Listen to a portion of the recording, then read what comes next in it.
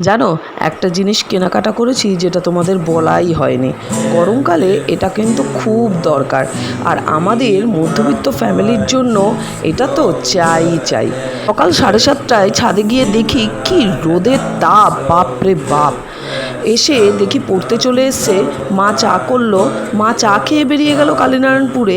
আমি পড়াতে বসলাম, তারপরে যাব কলেজ।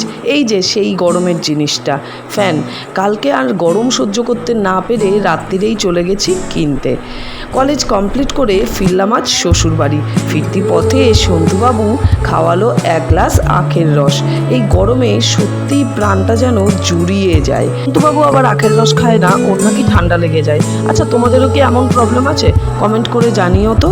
সন্ধুবাবু এসে বানিয়ে দিল সিমুইয়ের পায়েস, তার সাথে আমার সাকরেটরা সব হাজির। বসলাম একটা সিনেমা দেখতে। সাবস্ক্রাইব।